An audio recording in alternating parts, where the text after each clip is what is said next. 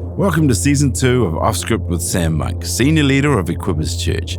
Over the next few weeks, we'll be going off script with Sam and other leaders from his network across the globe. Enjoy today's podcast. Welcome to Off Script. I'm Sam Monk, and we're talking about leadership lessons, what's worked, what hasn't, and everything in between. And so it's great to have Mark Collard with me. Mark's a long-term friend. We've known each other for... It's got to be 20 years, Sam. 20 years. We don't look that old. No way. Nowhere near. But Mark came into our church in London many years ago. Yeah. And since he's got married, has 4 children. I do. And now leads our locations in London. Yes. And not just London, but also Colchester. Yeah. And it's been great just journeying over the years with Mark in leadership together, working things through. And he's leading a significant work here in the UK. And so we thought it would be great just to get him on this program and talk about leadership. But first of all, how about you just open up your journey, because you weren't always a pastor. I know it's hard to believe. I know. Yeah, but you once were... Yeah, I was a pilot. So, I actually grew up in a pastor's home. So, my dad was a Baptist minister and, led really good churches, up to about 200, 250, kind of solid-sized churches. Nothing massive, but, kind of good churches. But having seen that, I definitely had no natural burning desire to go into ministry. I saw some good days, but man, I definitely saw some tough days for like mum and dad. And so there was nothing in me that was like, I want to be a pastor, And even if my siblings joke now, they're like, you like the glory. I'm like, seriously, I didn't choose this chose me. Yeah. I trained as a pilot. So I was really, I was blessed, I suppose. Why? What led you to want to be a pilot? Man, there's loads of different things in it, but essentially, went to university, studied a very, very exciting subject called mathematics. Wow. And man, that was dull. Came out and thought, well, I definitely don't want to do anything with maths. And I don't know, man, I was pretty young, and I suppose the idea of travel was cool, and I thought, hey, let's maybe... Going on an adventure. Going on an adventure. And so I had just happened to be reading, I think it was a newspaper, and British Airways were advertising a cadet training scheme. And that basically meant that if you got in, they would pay for all of your training. Wow. And you're kind of guaranteed a job. And so it's super competitive to get an airline job. And so I applied for it. First time around, I didn't get it. In fact, I didn't get a single reply to my application, which took like days because it was essays and essays. It was 8 essays you had to write. Didn't hear a reply. And went back a year later and just did the same thing, and went through one stage to another stage. And about, 5 or 6 stages later, they finally said, you're in. And so, that's what I started off doing. And I enjoyed it for a while, but I actually found myself getting bored quite quickly. Yeah. And I've come to realize subsequently through, personality testing that one of my number one goals is maximizer. So I want to take something and I want to make it better. I can't just take what it is and leave it. And so, as you can imagine, in an airplane, no one wants you to make anything better. Well, you've told me that some of the most exciting times was when you had rough weather to navigate. Absolutely. And a challenging landing. That's that made it worth turning up to work. Yeah. When it was like, man, that was like tested me to the limit. Yeah. But when it was maintenance mode and a management way of operating, within 2 years, actually, I felt like, man, I don't think this is what I meant to do. Yeah. And at the same time, I'd moved to London. I'd finished my training, moved to London, and it's a pretty cool story. But I was looking to rent an apartment, and I went into that apartment, and there was a Hillsong calendar on the wall. This is before Hillsong were huge, remember? Yeah. They were big in Australia, but they weren't in anywhere else in the world. I think they just started in London. And I said to the lady in the flat, hey, I'd heard of Hillsong, but I didn't know much about them. And I said, do you go to that church? And she said, no, I go to this little church. She called it a little Kiwi church because it was like 20 people. And your dad and mom, Pastor Bruce and Helen, had just arrived a year before. And she said, "Why don't you come?" And so I walked through the door, and within 1 week, I was home. It was pretty amazing. One week, I was like, "This is where I'm going to be." Yeah. And that's where the journey of leadership began for me. And you were still flying at the time. Yeah, still flying at the time. Yeah, absolutely. Flying. So what's the similarities between being a pilot and being a pastor? Are there any? You got to get people safely to a destination. Yeah, safely to a destination. High levels of responsibility, I guess. Yeah. You take your job very seriously. It's not a job an aircraft you do park and you go home, but while you're there, you can't switch off. It's pretty important. But other than that, you're navigating turbulent weather. There's always turbulence. Well, that's true. There's plenty of turbulence. This is totally off script. But I thought about it. Maybe I could have jotted down 5 things, but I don't know. Yeah, there's not too many. But God got a hold of your heart pretty early on. Yeah. As you came along to Equippers Church. Yeah. Which was very much in its inception at that time. Yeah. And you've seen the growth, the development of the church. Yeah. Over those years. But what was the moment where you go, I don't know whether the piloting thing or the pastoral leadership call really came alive in you? There's 2 moments that I remember. I'll never forget either. One of them I remember like it was yesterday. And I remember being on my bed. I had my Bible open, my journal open, still flying, no desire to be a pastor at this point. Yeah. However, I recognized that there was an ability of leadership to some level. No one had ever really acknowledged that before.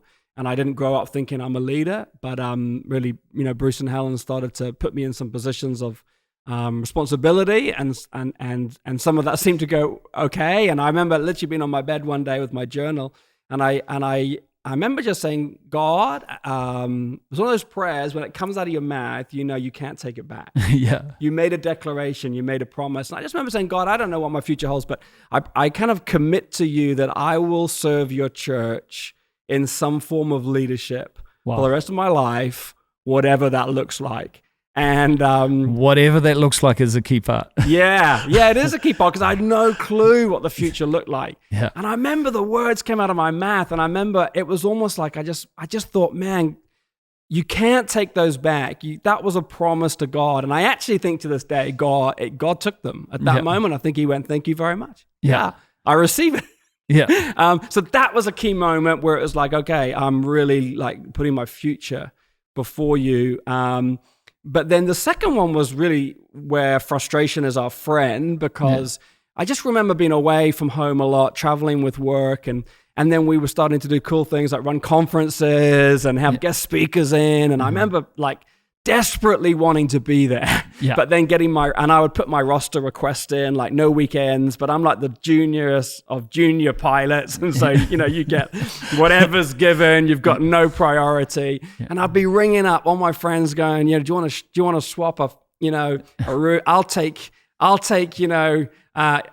your Manchester return, and you can have my Rome, your 3-day trip, Manchester, Rome. It was like, you can have the best of what I've got. I'll take the worst of Manchester, what you've got. What's wrong? No. Manchester's good. Sorry to anyone who's in Manchester. But, and it was like, I'd do whatever I could to be in the room. Yeah. And I just remember I got more and more frustrated. I remember missing like a key conference and thought, man, I'm so gutted that I'm not at this conference. And just remember one day like this, it was like a tipping point where I realized going to work purely provided money to live, but my passion was not there. Yeah. I was falling in love with God's house, falling in love with building Jesus' church, and I just wanted to give it everything. And so there was that tipping point. And so those are 2 really key moments that I remember very well. Isn't it interesting that God puts that desire in you? Yeah. To a point where you go, like a lot of people, oh man, they get FOMO if they miss a football game or they miss. Yeah. But the Holy Spirit works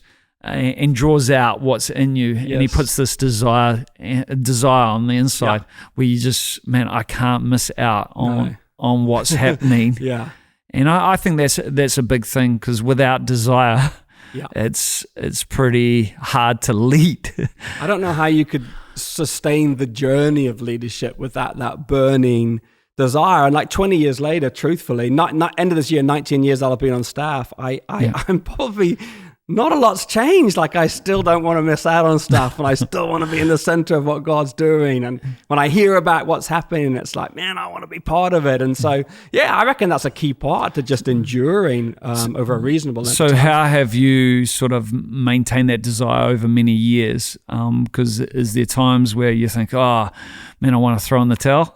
Yeah. Are there times where the desire's waned a little bit? And if it has, what have been some of the keys to reigniting or finding that place of desire? Yeah, well, I'd love to say, like, every day's been like a get up and can't wait to get to work, or, whatever. Yeah. But that's obviously not true. There's been times when it's been really rough. There's been some tough times, some great times, some tough times. I think the power of connection has been probably the greatest principle that I can think of that has kept me doing what I'm doing. Yeah. And that has come from leaders, if you like, who are above me, for want of a better word. It's come from like my peer level leaders. Yeah. And it's come from people that I lead. But definitely the willingness to connect, no matter what the cost, even when you don't feel like it.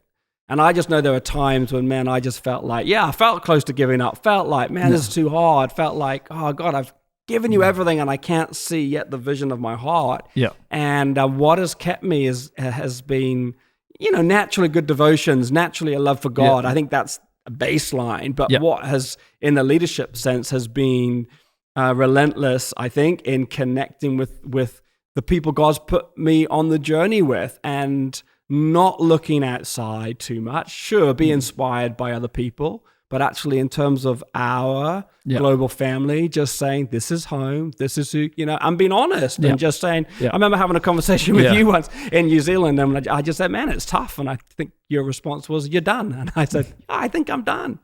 And actually, I wasn't rejected at that moment. I wasn't made to feel small in that moment. There was always an acceptance that even if it's tough, even if you failed, even if you feel like you haven't made it, hey, we're on this journey together, and we're going to do it for the next, however long. It's not a 5-minute thing, and that has kept me motivated for many years. Well, I think, even the whole thing that the relationship wasn't based even on your position Not as at well. all. No, absolutely. And that's where we say significant ministry flows out of significant relationship, because, there's times I feel like, we all want to give in, but that's where we need somebody to come and lift up our hands. The Bible talks about lifting up the hands of those that hang down. And, even though we're living on polar opposite sides of the world, it's proof that geography should not isolate a person, especially in today's day and age with the technology that we've got. But one thing I've admired about you is when you have hit a crisis, when you've been at a point of need, you haven't distanced yourself. And I think, that's a key aspect of leadership, just in leading yourself, if you want to just talk about it, because, in your flesh, you do want to isolate when you're maybe not kicking goals, when when things aren't going right, you do. Do you just want to open up that a little bit? I think a key part of that has been that the relationship isn't based on performance. It's based on, this is a God thing. God's brought us together. How God brought me into Equippers was totally supernatural. How God is, connecting us around the world. There's this supernatural aspect to it. And I think when you know that's there, that definitely helps. Yeah, that definitely helps to know, hey, you're not going to get rejected. Yeah. You're not going to get, hey, you're useless. Like, man, you're not kicking. What are you doing? Like, I don't think I've honestly ever had anyone in leadership ever have that conversation with me. What are you doing? Like, you're just mucking around. Like, honestly, and that's, so that gives you the willing or the openness to go, hey, I'm really struggling. Could you help? But I think also, like, why just that knowing you can't do it by yourself. Yeah. And I'll be the first to say, I can't do this by myself. Yeah. And I don't want to do it by myself. And so, like, if you know it's not about you, it's about us, then why wouldn't you reach out in a moment of crisis and say, I really need help right now. If you think it's all about you, it's going to be hard. That's like the pride aspect of that's going to be hard for you to overcome and say, Yeah. Put your hand up. But I think if you just live every day with, it's not about you. You can't do it by yourself. That's a healthy disposition to take. Yeah, it's just a healthy place. Yeah. And it's a much less pressured place than, man, I gotta grow this church. I gotta kick these goals. Yeah. And I think that then, that spirit then flows into your team. Yes. Because, I often think that if somebody's struggling, last thing I want them doing is pretending, hey, no, I'm good. But on the inside, they're actually struggling. Yeah. And I think sometimes, we can even talk about honor. Yes. Honor, but the same root word where honor that's used for honor is this whole thing of honesty. Yes. Honesty. And sometimes in the name of honor, I've found people haven't been integral to what's happening on the inside. That's so true. Yeah. And just like if your kids, suffering, yeah, you don't want them coming home and going, nah, Dad, everything's great, everything's amazing. Yeah. You want them owning what's going on, and naturally you're not going to slam them. No. and I actually think like one of my strongest spiritual gifts is exhorter. Yeah. And I think exhorters have got to be really careful because our natural disposition is to be quite positive and to kind of project a little bit. Yeah. Like that's just how we're wired. Like I'm wired to stand up and lift the room, like to say, come on, it's going to be good. God's good. We're going to make it. And we need that in today's world. Yeah, and absolutely, we really need it. But equally, you got to sometimes go, okay, yes, in faith, we're still there, but the reality of where we are right now is really hard. Yeah. So, that whole connection side of things, no doubt, is big in your world. What would you say to a whole lot of leaders who are feeling isolated, feeling alone, feeling like, they don't know up from down right at this time? Well, I think for me, connection's just a massively important value. I mean, equip us together is our fifth value. So where people are feeling isolated, I think we've got to pray, first of all. We've got to say, God, like who's out there? Who am I meant to connect with? Who's around me? But I would also say, like, honestly, humble yourself. Yeah. Like, just be a little humble and say, it's okay to lower your guard and go to someone you really trust and say, could you help me? Because what's relationship based out of? Relationship's not based out of a front. It's based out of a reality of where our lives are at and that intersection. So where leaders are struggling, I would just say, man, you have to connect. Yeah. And if you're not connecting on a regular basis in a meaningful way, by the way. Yeah. Meaningful is, people can say I connect, but it's not meaningful. And it's got to be more than just an agenda. So many people can connect around an agenda. And then once you've gone through the agenda, it's like, conversation ends. That's why we'll call this off script. Off script is because I've found some of the most meaningful conversations have been just sitting in a cafe talking, and there's been a God agenda through just talking, and they've been some of the most significant conversations that I've been a part of, and I think creating that space is so vital as well. Yeah, and I think we've got to, like, as a leader, we've got to make sure that that we're approachable, and that people know they can approach us for connection as much as leaders. We need connection because, like you, man, some of the best ideas, some of the best God moments have happened in a coffee shop where somebody said, I've just got this thought or this idea. What do you think? And you're like, amazing. It's God, and it didn't happen in a meeting and it didn't happen in a planning session. Yeah. It just happened as we opened our hearts to one another and said, hey, what do you think? That's great. Yeah. That's really helpful. And, I think as leaders, we've got to model what we want to see multiplied in our teams. True. And so how we connect often will give a model for other people to make connections and bring themselves out of isolation. Hey, that's great. Thanks, Mark, for joining us. This is Off Script. I'm Sam Monk. And if this has blessed you in any way, please like, share, pass it around because we're here to help everybody grow as leaders. We'd like to see you next time. And so God bless. Thanks for listening to Off Script with Sam Monk. If you found this podcast helpful, make sure you pass it on. We love your feedback, so drop us a line about what topics you'd like to hear about on Off Script with Sam Monk.